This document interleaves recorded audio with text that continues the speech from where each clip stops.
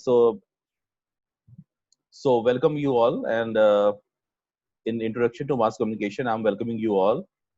Uh, as far as introduction to mass communication is concerned, I have also shared with you a particular kind of video with audio, so that you can understand basic thing about this one. And I'm hopeful that you know different terms related with it. But today I'm going to revise a few things again for you. As far as introduction to mass communication is concerned, basically each and every week you have to perform certain thing. Like in last week I just gave you a particular assignment, and most of you submitted that particular assignment related with the role of it means how communication is important for you. And apart from it, uh, there will be next assignment, and this particular assignment will be related with you have to just identify different elements of communication, how you can communicate effectively. And you have to make any presentation of 5 minutes, and you'll send it to me in video form. So basically today I'm going to tell you a few things so that you can able to understand basic things about it. So basically the first thing is related with what is communication. And most of you are familiar with the kind of term, because uh, in last semester you studied about this one. You studied about introduction to mass communication. Basically we can say that communication is a process through which we use to share our idea, information, feeling with others. So basically we find that communication is a basic need of each and every person, and without communicating anything you would not be able to survive. So for each and everything, you just rely on communication. So communication doesn't mean only oral communication. You'll find that there are different types of communication. Later on, I will be discussing all these things. So as far as different types of communication are concerned, I will tell you later on. So firstly, I just told you about the concept of communication. So communication is a basic need of each and every person, and communication is a process through which we use to share our idea, information, feeling, emotion with others. So that's why it is very important for you. Actually, if you find that why communication is important for human being, communication is important for human being for various purposes. You'll find that communication is a basic need. Actually, communication word is being derived from the Latin word communis, which means to make common. So basically, communication also provides a common platform where each and every person can understand about different kinds of things. So you'll find that since the advent of the civilization, communication exists in society. So you know about communication, and you know about why it is required for human communication for various kinds of purposes. Now I'm going to tell you about different functions of communication, and most of you are already familiar with the different kinds of functions.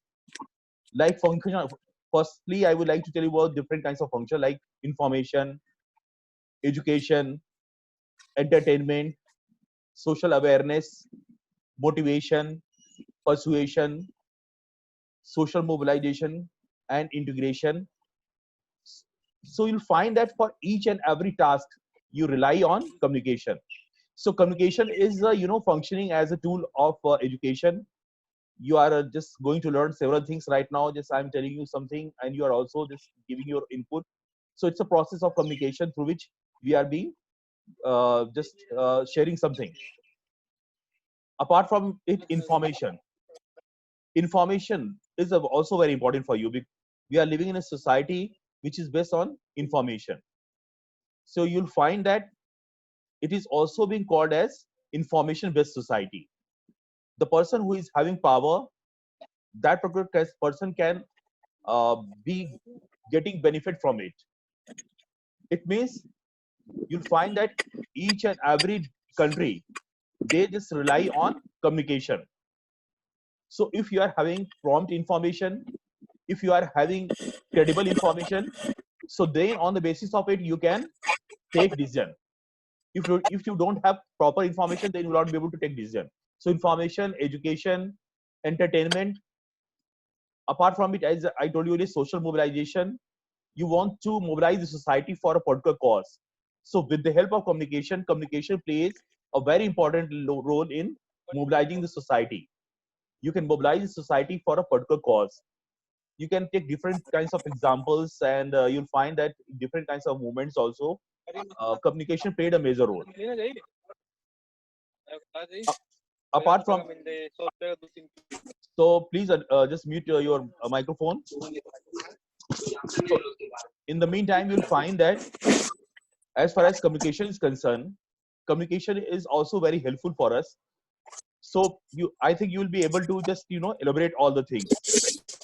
Now I'm just going to tell you about different elements of mass communication or communication. So in the process of communication, you'll find that there are different elements of communication. Like there is a person who is sending the information. Sender is one of the element. Sender is having some information or message.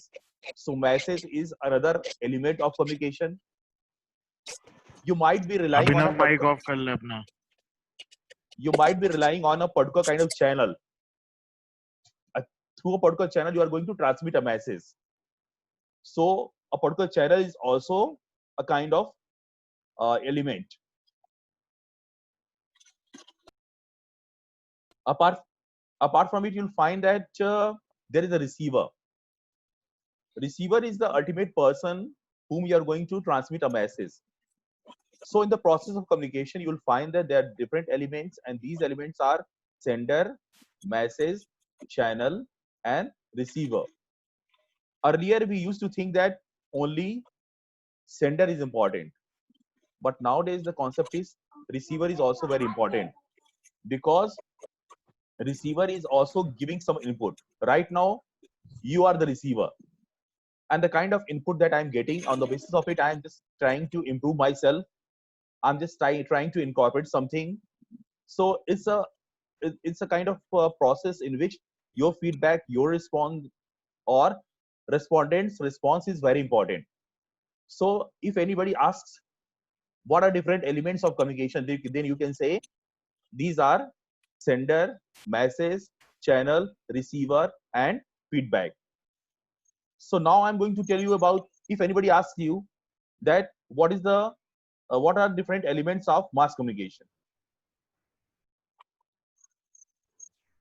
So as far as बच्चों का connect नहीं हो रहा है, they are trying to connect. 2-3 बच्चों group में connect नहीं हो रहा है. Okay, they keep on trying. जब मैं किसी को देख रहा हूँ तो यहाँ मैं एडमिट कर दे रहा हूँ उन्हें. अगर कोई आएगा तो मैं एडमिट कर देता हूँ. So basically you'll find as far as mass communication is concerned, there are different elements of mass communication also. In the mass communication, you'll find that there is a source, there is a channel, there are receiver, but you are not aware about the receiver. In mass communication, you will not be able to restrict your information. If you want, then the same information might be reached to different person at the same time. But you prefer mass communication because within a given second, within a short span of time, you can transmit the message to the largest section of the society. In mass communication, there is another problem. The problem is that you are not getting instant feedback. You try to get feedback, but the feedback is not instant. Sometimes you are going to take the help of different kinds of devices like mobile phone, smartphone, or you are going to take the help of website or social media. So as far as different elements of mass communication is concerned, these elements are source or channel or the message being transmitted, and thereafter there are receivers. But the receivers are heterogeneous in nature. It means they are from different parts of the world. They belong to different kinds of cultural group and society. So that's why whenever you are going to have any kind of mass communication, you have to think about different kinds of strategies in order to get proper impact. If you are not going to consider these elements, then you can face some problem. So now I'm going to tell you a few things related with it, like what are the barriers of communication? Barriers are just like noise. Barriers are just a kind of thing which is hampering the flow of communication. So that's why whenever you are familiar with different kinds of communication barriers, then you can communicate it properly. So that's why you'll find that as far as communication is concerned, there are different barriers, and I am going to discuss all these things one by one so that you can understand these kinds of things. So as far as barriers are concerned, you can divide all the barriers in different categories. These categories are physical, mechanical, organizational, cultural, linguistic, and socio-psychological barriers. Actually, you'll find that the kind of barriers that we have, as far as the physical barriers are concerned, these barriers are related with your oral communication also.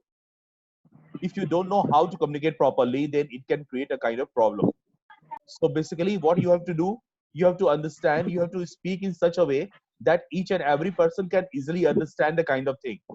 It means your communication skills should be proper. Apart from it, you'll find that there are other things, and these things are also very important for you.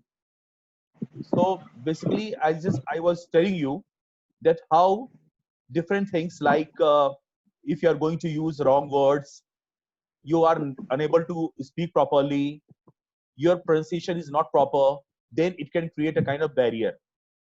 In the same manner, if it is a written communication, if you are using poor composition, you are just going to use wrong syntax, or you are going to write something, the spelling is incorrect in nature, or the punctuation is missing, so it can create a kind of problem. There are the kind of barriers, if you don't know that what should be proper distance. It means like just I'm just standing in a particular class, but I'm not aware that at what particular uh, at what particular level, what should be my aptitude level for a particular class.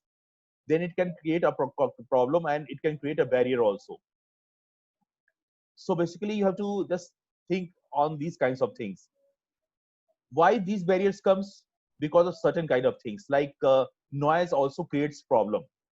Like there's a room, but just in front of room, a particular kind of sound or noise is coming, then it can hamper the flow of communication. Apart from it, environmental stress. You are sitting in a class, but there is a humidity or there is some problem, and that's why you are unable to concentrate on the communication. Apart from it, subjective stress. It means the class or the subject is of the nature in which you are not going to take any interest. It means the subject is not as per your interest. Apart from it, if you are not familiar with the medium, like this time I'm just trying to communicate with the help of Zoom. But suppose if the particular person is not techno savvy in nature, or sometimes there is a technological problem also. If there is a technological problem, then you'll not be able to understand the kind of thing, because you'll not be able to access the content. And time and distance is also important for you, because uh, if I'm just communicating a particular thing, and you are going to just give feedback after a long time, then it can also create a kind of problem. So if there is a kind of instant feedback, instant response, so according to it, I can improve myself. So these things are very important for us. So you'll find that there are other kinds of barriers also, and these barriers are also, just hampering the flow of communication. So as far as these barriers are concerned, cultural barrier. Cultural barrier is also one of barrier, because if you're not aware about a particular culture, or you don't know uh, how to communicate to a specific cultural group, if you're not familiar with the different kinds of symbols, signs, or if you're not familiar with different kinds of colors, if you don't know the etiquette of different culture, then you just try to communicate in a proper way, but you are unable to get desired result. You don't know how the people used to greet each other, then it can also create a kind of problem. So you should be familiar with a particular kind of culture whenever you are going to speak anything or communicate anything. Apart from it, you'll find that there are organizational barrier, because we are living in a particular kind of, each and every person used to live in a particular kind of organization. And if the organizational structure is very complex in nature, it means it's not very smooth, or there is a particular hierarchy that each and every person is has to follow, or the size of an organization is very high, or the organization is not putting proper emphasis on specialization, or you can say that there is not a particular kind of reward or award system, then it can also create a kind of problem. So basically, these things you have to take care. So that's why we can say that there are different kinds of barrier, and these barriers can hamper the flow of communication. That's why you should be very careful. Today I just discussed about different barriers, like cultural barrier, I discussed about technological barrier, there might be psychological barriers, there might be some barriers related with, if the uh, uh, if you are not following a certain kind of thing, it means there is some problem with a particular kind of person, like you don't know what should be the improved level or the kind of thing. So that's why whenever you know about these kinds of barrier, then you can easily avoid these kinds of barrier, and your communication skill will be proper. So when you want to avoid any kind of barrier, the first and important thing is that you should get proper feedback, you should get proper response. Like this time I'm just trying to communicate to all of you, and if I'm not getting proper response or feedback, or if I'm getting feedback that, sir, you have to add this particular thing, or you have to avoid these kinds of things, then the kind of communication that to I'm going to tell you, I can improve myself. So you'll find that we have always to be very careful about different barriers of communication. The next thing is also, it's very important for you. It's the types of communication. Actually, there are different types of communication. You'll find that as far as communication is concerned, sometimes we are confused. Like last time I told you that in communication, what happens is sometimes it happens that you think that mass communication is broader than communication. Actually, mass communication is a kind of type of communication. So basically, I am just going to tell you about different types of communication. The so the communication are intrapersonal communication. Intrapersonal communication means the kind of communication which is taking place uh, in himself or herself, or like I'm communicating with myself through meditation, through yoga, or whenever you are going to visualize anything, whenever you are having a dream, then you are going to communicate to yourself. It is called intrapersonal communication. So uh, during brainstorming session, or during visualization, the process of visualization, you used to talk to yourself. So it is called intrapersonal communication. Apart from it, you'll find that there is another criteria, and this criteria is interpersonal communication. In interpersonal communication, there are two persons. One is sender, another one is receiver. So interpersonal communication used to take place between two persons, and it is being treated as one of the most effective types of communication. You'll find that there are different kinds of salesperson, marketing person, or even if you are going for tuition, you are going for interpersonal kind of communication. It means if there is a kind of direct communication, then you can get proper or desired result, and it is very effective. You can convince other, you can motivate other, you can solve the problem. So interpersonal communication is very effective. Apart from it, you'll find that you can also have a kind of communication on the basis of group. As I told you earlier, that group, on the group we can form different kinds of group on the basis of certain characteristics, like group of students, group of teachers, group of labor class. So there's certain kind of thing, on the basis of it you can create a particular group. And in a particular group you can find that there might be 10%, 20%, or 30%, and these persons might be in a particular group. So group communication is broader than or larger than interpersonal communication. And the most important thing is, thereafter we are coming to the next type of communication, and this type of communication is mass communication. So mass communication is also being called as technology assisted communication. It means mass communication is not possible without taking the help of a particular kind of technology. You are required to take the help of a particular kind of technology. Without taking a particular taking the help of a particular technology, you'll not be able to communicate. So that's why whenever you are going to take the help of a particular technology, within a given time frame, within short span of time, you can communicate the same message to the largest section of the society. So like this time I'm just going to take the help of mass communication, or a tool of mass communication. You can upload a particular thing on YouTube. You are just going to take the help of radio channel. You're communicating through television. So all these channels are the different tools of mass communication. That's why we call them mass media, the media through which we are going to communicate to the masses. So that's why in mass communication you'll find that we are able to uh, communicate to the largest section of the society in a given second or even in a given time frame. And we are going to communicate to the person who are highly diverse or heterogeneous in nature. In mass communication, one more thing is very important, that it's very difficult for you to restrict the flow of the information, because you feel, if you feel that I have to communicate to a certain group but I have to avoid to another group, so it will be very difficult for you to just avoid the kind of thing. You might have seen that there are different kinds of channels which are especially for children, but we also used to get some information, we also used to watch these kinds of channels. So so this one is mass communication. Apart from it, you'll find that there are other kinds of communication, like written communication. Written communication, as its name conveys you, that written communication is the kind of communication that you're going to do in writing. You're going to write something.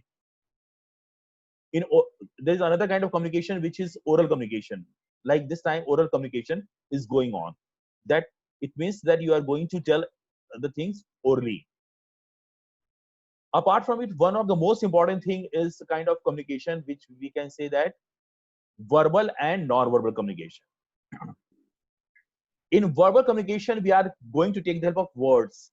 Through words, we are going to communicate something.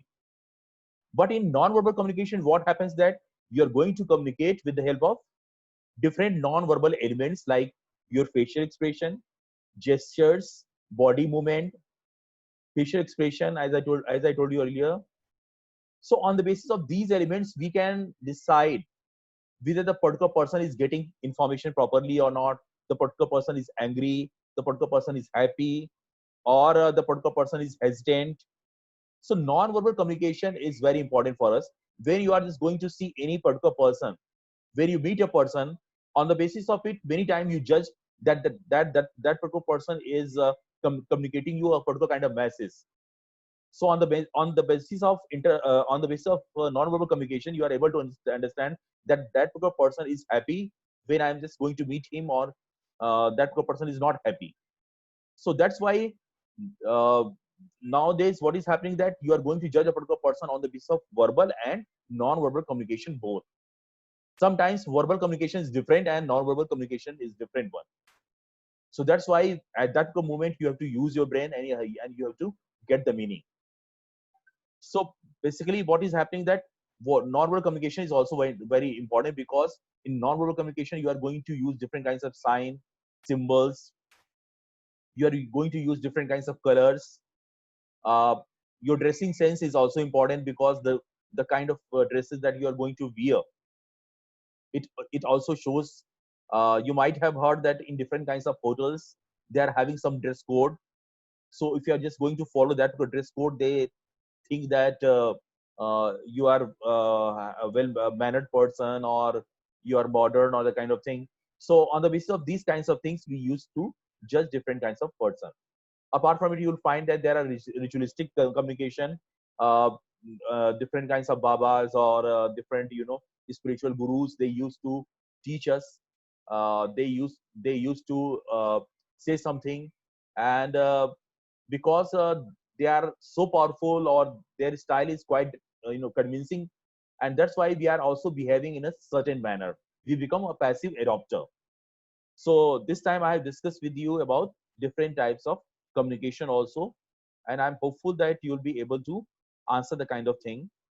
Uh, so basically, as far as today's class is concerned, today I just try to tell you about what is communication, different elements of communication, what are different elements of communication, what are different elements of mass communication, how communication is important for human being.